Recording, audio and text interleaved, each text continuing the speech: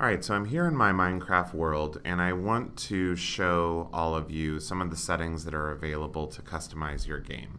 To get to the settings menu, the easiest thing for me to do is just to hit the escape key on my keyboard and scroll down one to the settings button right here.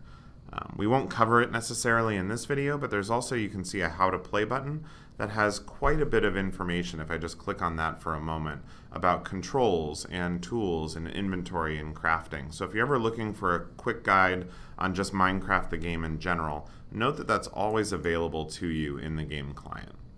By clicking on settings, this gives me a whole bunch of options, and I'll cover some of the more common ones that we have. Down here on the left, you can see that there's an audio setting. Minecraft does play kind of a background music. That can be great if you're playing as an individual, but a lot of you will probably have classrooms of 20 or 30 users at a time.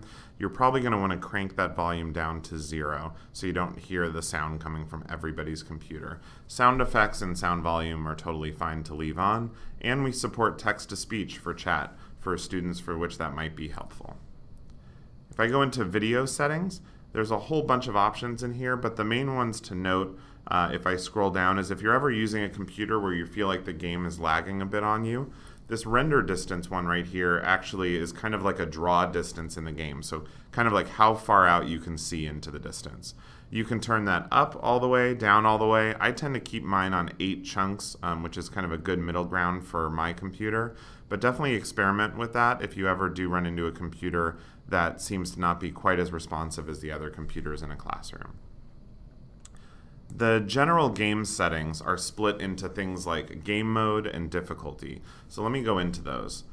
Game mode is actually 2 main game modes. So we have creative. Creative mode is infinite inventory. You can fly, you don't take damage, you don't get hungry. Survival mode is very traditional Minecraft. You actually need to go get the natural items that you need in the world in order to craft objects. You will get injured if you jump off a cliff or drown in a river. You will get hungry and you need to find food to eat. If you do choose survival mode for you and or your students, you can also scroll down here to difficulty. Peaceful difficulty and survival mode together is how I personally like to play quite often for teaching and learning. Survival mode gives me an opportunity to limit the items that my students have in their inventory. Peaceful mode will actually prevent any monsters from coming out in game, and in addition will also regenerate health and hunger. So I don't have to worry about food, I don't have to worry about taking too much damage. I mean, if I jump off of a high enough cliff, I'm going to do some damage to my player, but it's a nice middle ground to give the effects of the kind of limited items and limited inventory that Minecraft is known for, while still not having to worry about things like going to create a potato farm in order to get food to make sure that your health bar stays full.